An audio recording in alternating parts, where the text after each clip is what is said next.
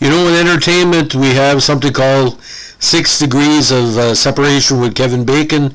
Every major Hollywood star of the last 40 years can be linked to Kevin Bacon through 6 TV or movie roles. Well, this guy is 6 degrees, but every major heavyweight fighter and contender from the 1960s to the 1990s either fought a guy who fought him, fought a guy who fought a guy who fought him, fought a guy who fought a guy who fought a guy who fought him, ad nauseum.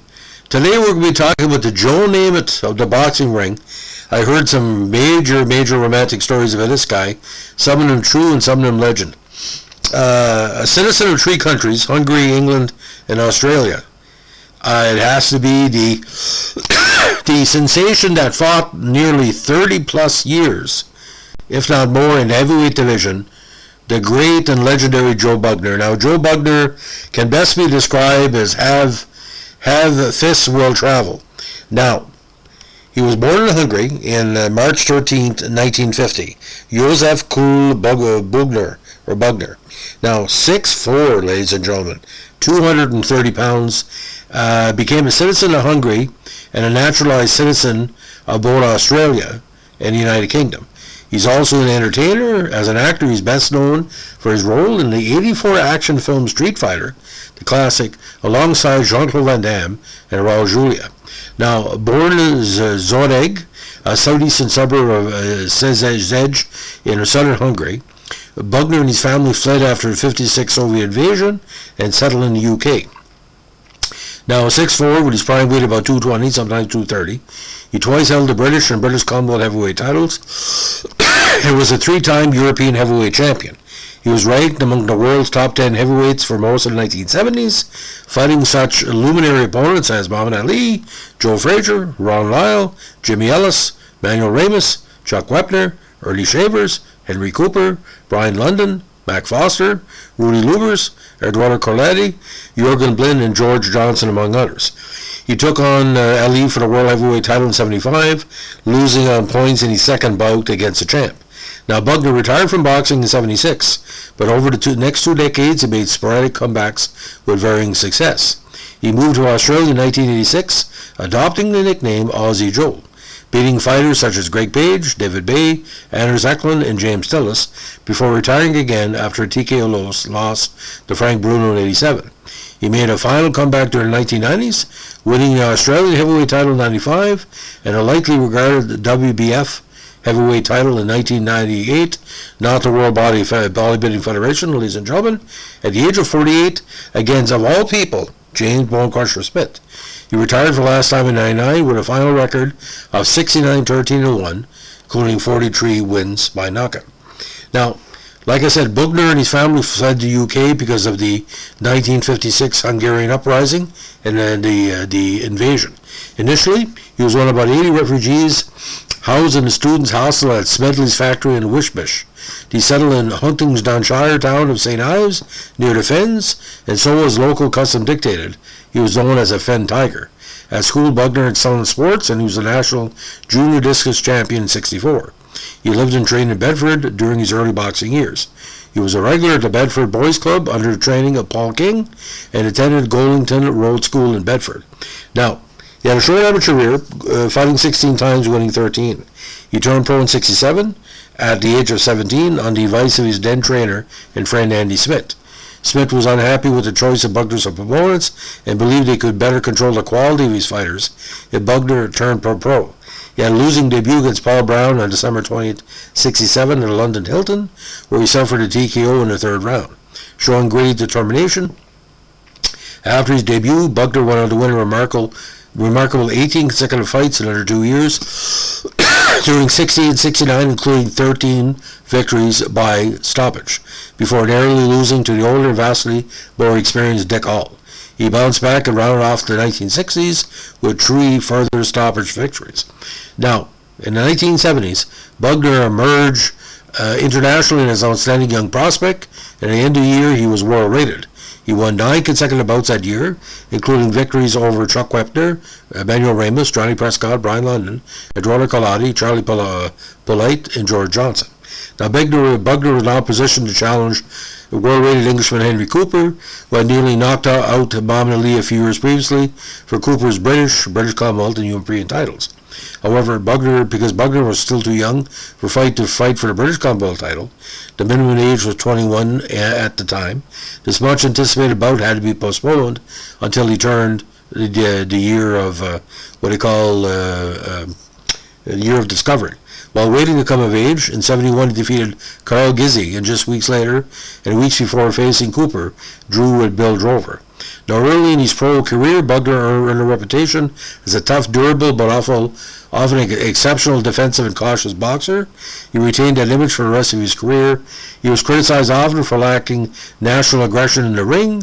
Some observers argued that Bugner's heart was never in boxing after an early opponent, Ulrich Regis, died from brain injury soon after being outpointed by Bugner at London's Shoreditch Town Hall. Many said that Bugner never punched his full weight after that. Now, the best way to describe Bugner, you could take a beating and keep on coming, and that's what he was there for. Now, March 71, he finally met Cooper and won a 15-round decision. Bugner won the bout by the slimmest of margins, a quarter point on the card of the lone official, Harry Gibbs. The British sporting public and press were divided about the verdict.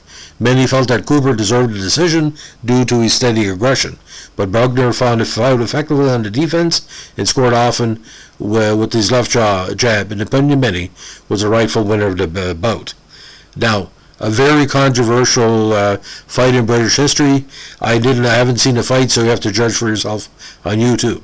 Now, with the win, he was now the British Commonwealth and European champion, and for the first time he's ranked among the world's top 10 heavyweights. He would remain in the world rankings for most of the 1970s.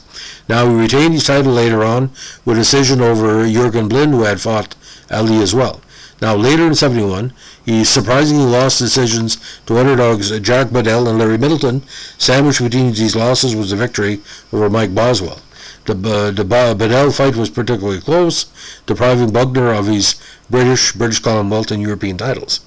His relative inexperience, his youth, and lack of an extensive amateur background were chief causes of these defeats.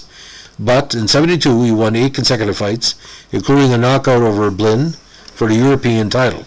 By the end of this, Bugner demonstrated much improved ring ability and required enough experience that his manager began seeking matches against the world's top fighters. Now, during his prime years, he began 73 by retaining the European belt by beating Dutchman Rudy Lubers, who also fought Ali. The 23-year-old Bugner then lost 12-round decisions to Ali and Joe Frazier. Now, despite being clearly defeated in both, Bugner fought well, and he won the respect of the boxing media and public alike. After the bout, Ali declared that Bugner was capable of being world champion. Ali's trainer Angela Dundee later echoed that sentiment. The fight with Frazier in July 73 at Earl's Court in London was deemed a classic. After not being knocked down by a tremendous left hook in the 10th, Bugner rose and staggered Frazier to close the round. Frazier took a decision, but only narrowly, and arguably only George Foreman and Ali ever gave Frazier a harder fight. Many regard the Frazier bout as being Bugner's best career performance. Now, after the Ali and Frazier fights, he won a further 8 fights in a row, his most notable victories being over ex-WBA World Heavyweight Champion Jimmy Ellis and the great Mac Foster. By the end of 74, Bugner was a top 5 heavyweight contender. Now, Bugner eventually challenged Ali for the world title in June 75, the bout being held in Kuala Lumpur, with Ali winning a relatively one-sided 15-round decision. Bugner performed fairly well, but maintained a strictly defensive posture throughout much of this fight, perhaps due to the blistering tropical heat, and as a result he was widely scorned by the media and public. In an interview in an April 20, 2008 reunion with Henry Cooper, Bugner defended his tactics in the Ali fight as having been necessary due to the extreme temperature and humidity of the outside venue. Now, early in 76, he announced his retirement from boxing, stated he no longer felt motivated to fight as a pro. Within months, however, he returned to the ring, expressing disgust at Richard Dunn's performance against Ali, and in October he blasted out Richard Dunn in the first round to reclaim the 3 belts. Onlookers stated he had never seen Bugner angry before, and that while Dunn's supporters had waged a quite unsportsmanlike campaign against Bugner, if he had fought like that in his early career, he could have gone further. Now in 77, he lost a 12-round decision away from home to Ron Lyle. Lyle had won by board and by 4 points, 2 points, and 1 point. It was a split decision, 57-53, 56-54 Lyle, 55-54 Bugner. After this bout, Bugner again retired, making only sporadic comebacks to the ring over the next decades. Now, again, he retired for a while, but made brief returns, especially in the early 1980s. He won against fringe contender Gilberto Acuna in 1980, retired again. Then in 82, he took on the hard-hitting top contender Ernie Shavers, but was stopped in the second round due to cuts. However, Bugner decided to continue his comeback, stopping the useful John Dennis and fringe contender Danny Sutton, as well as domestic contenders Winston Allen and Eddie Nielsen. In 83, a subdued but unmotivated Bugner lost to Marvis Frazier well before the Tyson fight, showing little ambition throughout the bout. He followed this with a decision over future European champion Anders Eklund and a controversial loss to future world title challenger Stefan Tankstedt. Bugner appeared to have done enough to win the Tankstedt fight. However, like with Frazier and Eklund, he appeared unmotivated but uninterested throughout. Now, in 86, Bugner decided to move to Australia, where he adopted the nickname Aussie Joe after becoming an Australian citizen. In Australia, Bugner launched a fairly successful comeback, earning victories over world title contenders James Tillis and David Bay, an impressive victory over former WBA title holder Greg Page, opening a world ranking in the process, after which he spoke of challenging reigning heavyweight champion Mike Tyson. However, there was great clamor for a fight with fellow Briton Frank Bruno. The bout was touted as the biggest all-British heavyweight bout since Cooper took on Bugner in 71. It eventually took place October 21st, 87, and Bugner suffered an 8-round TKO loss to the much younger and fresher world title contender for the Commonwealth title in front of a huge crowd at White Hart Lane Football Stadium. Bugner promptly retired again, following this defeat, only his third stoppage defeat in 20 years. Inspired again in the 1990s by 45-year-old George Foreman's recapture heavyweight title, he made a final comeback in 99, beating Vince Cervi to win the Australian heavyweight title, followed by the win over Wes Turner. Bugner then fought fellow Briton and world title contender Scott Welch for the WBO Intercontinental heavyweight title, but Welch proved too young and fresh for the now 46-year-old Bugner, handing him a TKO defeat in the 6th. Now, Bugner continued to fight on against far younger opponents. In 96, he defeated the respectable young Humana for the Pacific and Australasian heavyweight title, retained it against Wasiki Ligolo in 97, and added the Australian title by defeating the tough Colin Wilson and defending both titles against Bob Mirovic in 1998. In 98, Bugner also benefited from his long-term tenacity when finally gave him a world crown, albeit unlikely regarding the title, the WBF version of the heavyweight crown, by defeating former WA World Heavyweight Champion James Bone Crusher Smith. At the age of 40 years and 110 days, he was the oldest ever boxer to hold a world championship belt at the time. Bugner fought just once more. In June 99, at the age of 49, he defeated the durable fringe contender, former top 20 contender Levi Billups, who was disqualified for low blows. Final professional record, 69, 41 by knockout, 13 losses, and 1 draw. In an interview in 2004, Bugner said that the hardest puncher he ever faced was Ernie Shavers, and the biggest beating he ever took was, of course, from Ron Lyle. Now, after moving to Australia, Bugner and his wife Marlene opened a vineyard. It failed in 89 and lost an estimated $2 million Australian dollars. He now lives in Brisbane. Bugner has also worked, like I said, in the film industry. During the 1970s, he appeared in one of several PSAs themed Be Smart, Be Safe. These dealt with instructing children how to safely cross a road or a street, similar to what David Prowse did in England. In 79, Bugner was featured in an Italian film Lo sto con gli ipotomami, with, of all people, Bud Spencer and Teners Hill, as he worked with Bud Spencer in his films in the 1990s. He worked as an expert advisor on the Russell Crowe film Cinderella Man, which was a film about the heavyweight boxer James J. Braddock. Bugner was dropped partway through the project, which prompted him to call Crowe a gutless worm and an effing girl. Now, Bugner also suffers from a serious back injury he sustained from training for fights in his middle years. He also has had financial problems.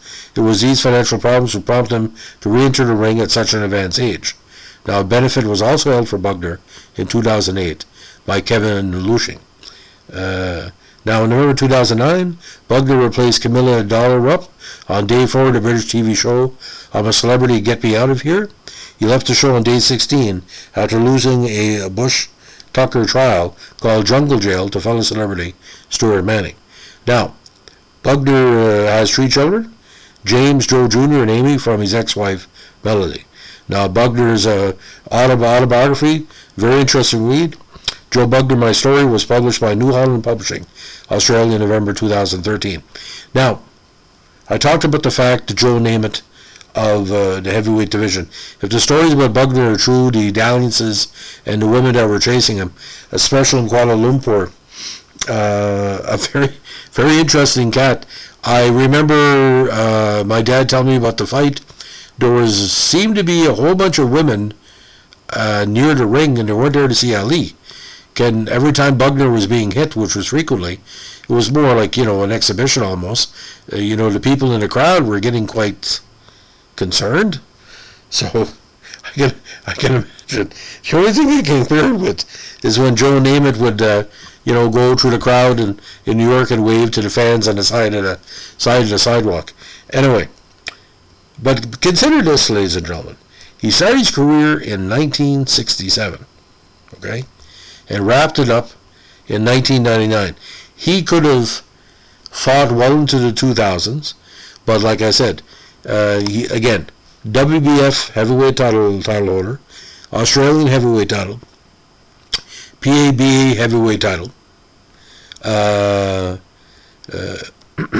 He fought for the WBO crown. He was bet by Scott Welch, and that was, of course, the Intercontinental heavyweight title. He was EBU champion, British and Commonwealth title holders, fought for the world title, and a tremendous fan following in England. So those fights were just tremendous. Now let me put this in perspective, ladies and gentlemen. In the early 1970s, he was fighting in Piccadilly, Royal Albert Hall, Wembley, all the key venues. Even Nottingham, he was fighting at the ice rink. He was fighting in Dublin, again, Earl's Court, but he was doing international fights, Kuala Lumpur, Copenhagen. He was fighting in Nevada, California, Dallas, New Jersey, Denmark, Berlin. So, I mean, it was an international sensation. If you're looking at anybody in the bottom 5 contenders of the 1970s, Joe Bugner is your ultimate second tier contender, because you couldn't hurt him. He could make the best fighter look better. But counterpuncher is not even the right term for him. I don't know how to explain it, because you see Bugner fight and you're wondering, do all European fighters, heavyweights, fight like that?